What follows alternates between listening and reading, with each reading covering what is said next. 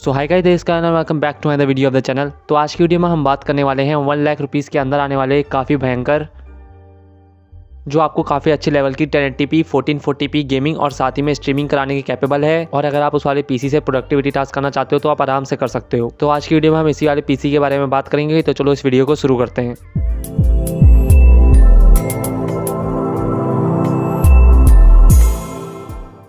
तो अपने पीसी की शुरुआत करते हैं उसके प्रोसेसर से। तो प्रोसेसर के लिए हमने चूज़ किया है सबका फेवरेट AMD Ryzen 5 3600। अब 3600 आपको अभी 18,000 रुपीज़ का देखने को मिल रहा है। हाँ, 16 साढ़े 16 का तो नहीं मिल रहा है, लेकिन 24-25 हज़ार से तो बढ़िया ही है। अब Ryzen 5 3600 आपका AMD की Ryzen 3000 सीरीज का प्रोसेसर है। AMD के 7 नैनोमीटर वाले Zen 2 आर्किटेक्चर पर बेस्ड है। 6 कोर्स एंड 12 थ्रेड्स आपको इस वाले प्रोसेसर में देखने को मिल जाते हैं। और साथ ही में ये वाला प्रोसेसर आता है 3.6 GHz की बेस क्लॉक फ्रीक्वेंसी के साथ। और अगर हम इसकी बूस्ट क्लॉक फ्रीक्वेंसी की बात करें तो ये वाला प्रोसेसर जाता है अप टू 4.2 GHz की बूस्ट क्लॉक फ्रीक्वेंसी तक। 35 MB की कैश मेमोरी देखने को मिल जाती है आपको इस प्रोसेसर में। और ये प्रोसेसर आता है 95 वाट की TDP के साथ। अब सबको पता है 3600 आपका M4 सॉकेट वाला प्रोसेसर है, जो आपके AMD के 300 सीरीज 400 सीरीज एंड 500 सीरीज के मदरबोर्ड को आराम से सपोर्ट करेगा। अब अगर आप ये वाला पीसी बिल्ड फ्यूचर में कर रहे हो और अगर Ryzen 5 5600 आ चुका है, क्योंकि अभी तक तो आया नहीं, तो अगर Ryzen 5 5600 आपको 20,000 रुपीज़ के आसपास का देखने को मिलता है तो आप उस वाले प्रोसेसर के साथ भी इस वाले पीसी बिल्ड को कर सकते हो।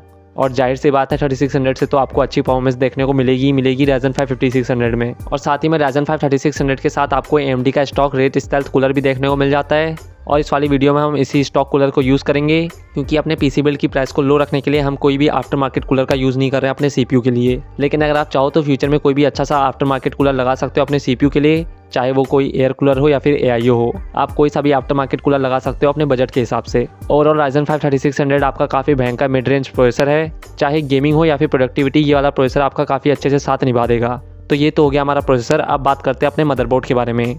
अब मदरबोर्ड के लिए हमने चूज़ किया है एक B550 चिपसेट वाला मदरबोर्ड, जो है MSI की ओर से MSI का B550M Pro VDH wifi motherboard. अब ये वाला मदरबोर्ड आपका MSI की ओर से काफ़ी बढ़िया एंट्री लेवल B550 मदरबोर्ड है। माइक्रो ATX फॉर्म फैक्टर के साथ आता है। Ryzen की 3000 सीरीज़ और 5000 सीरीज़ के सारे प्रोसेसर्स को सपोर्ट करता है। इस वाले मदरबोर्ड में आपको 4 DIMM स्लॉट देखने को मिल जाते हैं, जो सपोर्ट करते हैं मैक्सिमम 4400 MHz वाली रैम्स को। और इस वाले मदरबोर्ड से आप उन वाली रैम्स को आराम से ओवरक्लॉक भी कर सकते हो। और अगर हम इस वाले मदरबोर्ड की मैक्सिमम रैम कैपेसिटी की बात करें तो ये वाला मदरबोर्ड आपका 128 GB की मैक्सिमम रैम कैपेसिटी को सपोर्ट करता है। और जैसे नाम से ही पता चल रहा है कि इस वाले मदरबोर्ड में आपको इनबिल्ट वाईफाई देखने को मिल जाता है। PCI Gen 4 का सपोर्ट आपको इस वाले मदरबोर्ड में देखने को मिलता है। USB 3.2 Gen 1 का सपोर्ट आपको इस वाले मदरबोर्ड में देखने को मिल जाता है। और M.2 स्लॉट तो आपको इस वाले मदरबोर्ड में देखने को मिलता ही है आपकी NVMe SSD के लिए। और इस वाले मदरबोर्ड में आपको ARGB हेडर्स भी देखने को मिल जाते हैं। और क्या चाहिए मदरबोर्ड में, RGB बस पीसी में मिल जाए, जीवन में और कुछ चाहिए ही नहीं। अब अगर हम इस वाले मदरबोर्ड की प्राइस की बात करें तो MSI का B550M Pro VDH wifi motherboard आपको आराम से 12,500 रुपीज़ के आसपास देखने को मिल जाएगा। और 12,500 रुपीज़ के प्राइस के हिसाब से ये वाला मदरबोर्ड आपको काफ़ी बढ़िया एंट्री लेवल B550 मदरबोर्ड देखने को मिल जाता है MSI की ओर से। और साथ ही में इस वाले मदरबोर्ड में आपको और भी काफ़ी सारे फीचर्स देखने को मिल जाते हैं। तो ये हो गया मदरबोर्ड। अब बात करते हैं अपनी रैम के बारे में।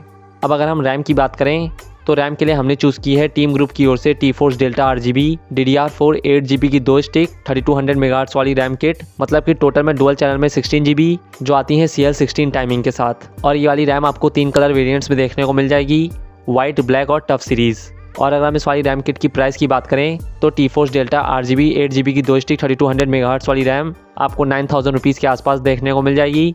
और 9,000 रुपीज़ के प्राइस के हिसाब से ये वाली रैम किट आपको काफ़ी बढ़िया रैम किट देखने को मिल जाती है। और इस वाली रैम में मिलने वाली RGB भी इसकी प्राइस के हिसाब से आपको काफ़ी बढ़िया देखने को मिल जाती है। एंड 16 GB की रैम किट आपकी गेमिंग एंड स्ट्रीमिंग के लिए मोर देन इनफ है। और अगर आप अपने पीसी में 1080p 2K या फिर 4K की वीडियो एडिटिंग करना चाहते हो तो उस वाले वर्क के लिए भी 16 GB की रैम काफ़ी बढ़िया ऑप्शन है। तो ये हो गई हमारी रैम। और अभी हम ग्राफिक कार्ड की बात नहीं करेंगे, ग्राफिक कार्ड की बात करेंगे हम सबसे लास्ट में। सीधे चलते हैं अपने स्टोरेज डिवाइसेस की ओर। तो शुरुआत करते हैं SSD से, क्योंकि SSD इज़ वेरी इंपॉर्टेंट। तो SSD के लिए हमने चूज़ किया है एक 500 GB की NVMe M.2 SSD, जो है क्रूशियल की ओर से क्रूशियल की CT500P1, जो एक 500 GB की NVMe M.2 SSD है। और अगर हम इस वाली SSD की प्राइस की बात करें तो ये वाली SSD आपको अभी 4,700 रुपीज़ के आसपास की देखने को मिल जाएगी, जिसमें आप अपनी Windows games and other software install कर सकते हो। अब अगर हम मास स्टोरेज की बात करें तो मास स्टोरेज के लिए हमने चूज़ की है WD की ओर से उनकी Caviar Blue 1 TB की 7200 RPM वाली 3.5 इंच की मैकेनिकल हार्ड ड्राइव, जिसमें आप अपने और games and personal data store कर सकते हो। और अगर हम इस वाली हार्ड ड्राइव की प्राइस की बात करें तो WD की Caviar Blue 1 TB की 7200 RPM वाली हार्ड डिस्क आपको 3,200 रुपीज़ के आसपास की देखने को मिल जाएगी। और अभी के लिए हम इन्हीं दोनों ऑप्शन के साथ जा रहे हैं। लेकिन अगर आप फ्यूचर में स्टोरेज बनाना चाहते हो अपने पीसी की तो स्टोरेज अपग्रेड का ऑप्शन तो आपको देखने को मिलता ही है। तो ये तो हो गए हमारे स्टोरेज डिवाइसेस। अब बात करते हैं अपने पावर सप्लाई के बारे में। तो पावर सप्लाई के लिए हमने यूज़ की है 650 वाट की 80+ ब्रॉन्ज सर्टिफाइड पावर सप्लाई, जो है गीगाबाइट की ओर से उनकी GP-P650B, जो एक 650 वाट की 80+ ब्रॉन्ज सर्टिफाइड पावर सप्लाई है। और अगर हम इस वाली पावर सप्लाई की प्राइस की बात करें तो अभी आपको गीगाबाइट की 650 वाट की 80+ ब्रॉन्ज सर्टिफाइड पावर सप्लाई आपको काफ़ी बढ़िया प्राइस में देखने को मिल रही है। ये वाली पावर सप्लाई अभी आपको 4000 रुपीज़ के आसपास की देखने को मिल जाएगी। तो ये तो हो गई हमारे पीसी की पावर सप्लाई।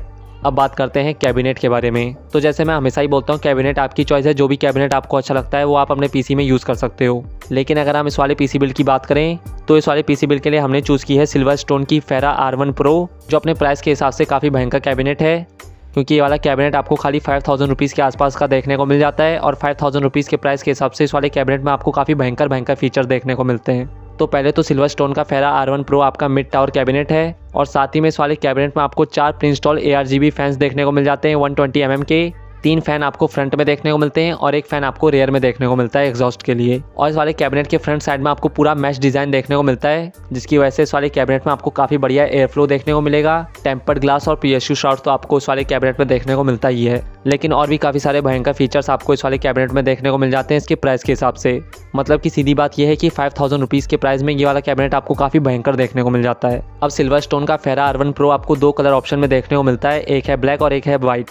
लेकिन वाइट वाला कैबिनेट आपको थोड़ा सा महंगा देखने को मिलेगा, वो वाला कैबिनेट आपको 5500 रुपीज़ के आसपास का देखने को मिल जाएगा। लेकिन अगर आप वाइट थीम पीसी बिल्ड बना रहे हो तो आप इस वाले कैबिनेट के साथ भी जा सकते हो। तो अभी तक रफली हमारे 60,000 रुपीज़ खत्म हो चुके हैं अपने 1 लाख रुपीज़ के बजट में, और अभी हमारे पास बचे हैं 40,000 रुपीज़, जिसमें हमें खरीदना अपना ग्राफिक कार्ड। और अगर हम अपने ग्राफिक कार्ड की बात करें तो ग्राफिक कार्ड के लिए हमने चूज़ किया है, अभी लॉन्च हुआ है जस्ट अभी कुछ ही दिनों पहले, Nvidia की RTX 3000 सीरीज का सबसे नया मेंबर Nvidia का RTX 3060। अब अगर हम RTX 3060 की बात करें तो ये वाला ग्राफिक कार्ड भी आपका वही Nvidia के लेटेस्ट एम्पियर आर्किटेक्चर पे बेस्ड है। सेकंड जेन इसमें आपको RT कोर्स देखने को मिल जाते हैं, थर्ड जेन इसमें आपको टेंसर कोर्स देखने को मिल जाते हैं। इस वाले ग्राफिक कार्ड में आपको 3584 CUDA कोर्स देखने को मिल जाते हैं। 1.32 गीगाहर्ट्ज़ की इसमें आपको बेस क्लॉक फ्रीक्वेंसी देखने को मिल जाती है। और अगर हम इस वाले ग्राफिक कार्ड की बूस्ट क्लॉक फ्रीक्वेंसी की बात करें तो ये वाला ग्राफिक कार्ड जाता है अप टू 1.78 गीगाहर्ट्ज़ की बूस्ट क्लॉक फ्रीक्वेंसी तक। और अगर हम इस वाले ग्राफिक कार्ड में मिलने वाली VRAM मेमोरी की बात करें तो इस वाले ग्राफिक कार्ड में आपको 12 GB की GDDR6 वाली VRAM मेमोरी देखने को मिल जाती है, जो 3060 Ti से भी ज़्यादा है,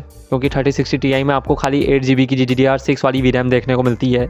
और साथ ही में RTX 3060 आता है 192 बिट की मेमोरी इंटरफेस के साथ। अब अगर हम इस वाले ग्राफिक कार्ड के कुछ एडिशनल फीचर्स की बात करें तो इस वाले ग्राफिक कार्ड में आपको DirectX 12 अल्टीमेट का सपोर्ट देखने को मिल जाता है, Nvidia DLSS का सपोर्ट देखने को मिल जाता है। ये ग्राफिक कार्ड आता है PCI Gen 4 के सपोर्ट के साथ, और भी काफ़ी सारे फीचर्स आपको Nvidia की ओर से देखने को मिल जाते हैं RTX 3060 के साथ। अब अगर हम RTX 3060 की प्राइस की बात करें तो Nvidia की ऑफिशियल वेबसाइट में RTX 3060 की प्राइस है 30,000 रुपीज़, लेकिन सबको पता है RTX 3060 30,000 रुपीज़ में तो मिलेगा नहीं। और RTX 3060 का आपको कोई भी फाउंडर एडिशन तो देखने को मिलेगा नहीं, क्योंकि है ही नहीं, और अगर होता भी तो कोई खरीद नहीं पाता, क्योंकि फाउंडर एडिशन ग्राफिक कार्ड के स्टॉक काफ़ी ज़्यादा लिमिटेड होते हैं। तो RTX 3060 आपको खाली थर्ड पार्टी वेंडर्स की ओर से ही देखने को मिलेगा, जैसे Asus, Gigabyte, MSI, Zotac, extra. और अगर हम थर्ड पार्टी वेंडर के RTX 3060 की प्राइस की बात करें तो RTX 3060 आपको 35,000 रुपीज़ से 40,000 रुपीज़ के आसपास का देखने को मिल सकता है। और 40,000 रुपीज़ के प्राइस के हिसाब से भी RTX 3060 में आपको काफ़ी भयंकर गेमिंग परफॉर्मेंस देखने को मिल जाएगी। RTX 3060 आपको 1080p 1440p पे very high to ultra setting के साथ काफ़ी अच्छे FPS के साथ आपको गेमिंग कराने की कैपेबल है। और रे ट्रेसिंग टेक्नोलॉजी तो आपको इस वाले ग्राफिक कार्ड में देखने को मिलती ही है। और अगर आप ऐसा कोई प्रोडक्टिविटी वर्क करते हो जिसमें GPU VRAM की काफ़ी ज़्यादा यूटिलाइजेशन होती है तो इस वाले ग्राफिक कार्ड के साथ आपको VRAM की भी कमी नहीं होने वाली है, क्योंकि जैसा मैंने बताया कि इस वाले ग्राफिक कार्ड में आपको 12 GB की GDDR6 वाली VRAM देखने को मिल जाएगी, जो इसके प्राइस के हिसाब से काफ़ी ज़्यादा VRAM है। ओवरऑल RTX 3060 काफ़ी अच्छा ग्राफिक कार्ड है। तो ये हो गया हमारा 1 लाख रुपीज़ के अंदर आने वाला 1080p 1440p gaming and streaming and productivity PC build complete. अब अगर हम इस वाले पीसी की परफॉर्मेंस की बात करें तो जैसे मैंने आपको बताया कि गेमिंग परफॉर्मेंस तो आपको इस वाले पीसी से काफ़ी बढ़िया देखने को मिलेगी, चाहे वो 1080p हो या फिर 1440p। और अगर हम प्रोडक्टिविटी की बात करें तो प्रोडक्टिविटी परफॉर्मेंस भी आपको इस वाले पीसी से काफ़ी अच्छी देखने को मिल जाएगी। ओवरऑल ये वाला पीसी बिल्ड आपका 1 लाख रुपीज़ के अंदर काफ़ी भयंकर gaming and streaming PC build बनेगा, अगर 3060 के स्टॉक रहे तो। इतना ही था आज की वीडियो में। अगर आपको वीडियो अच्छी लगी हो तो इस वीडियो को लाइक करें, ज़्यादा अच्छी लग गई हो तो इस वीडियो को शेयर करें और चैनल को भी सब्सक्राइब कर लें, और साथ ही में उस बेल आइकन को भी जोर दबाएं। और इस वाली वीडियो में मैंने जितने भी कंपोनेंट्स की बात की है सबके लिंक आपको डिस्क्रिप्शन में मिल जाएंगे। RTX 3060 को छोड़ के, क्योंकि वो अभी ऑनलाइन मार्केट में कहीं पर भी अवेलेबल नहीं है। और अगर आप PC पार्ट्स के अलावा कुछ और अमेजोन से मंगाना चाहते हो तो डिस्क्रिप्शन में आपको एक और लिंक देखने को मिल जाएगा, आप जाके चेक कर सकते हैं। तो मैं मिलता हूँ आपको अगली वीडियो में। Till then bye.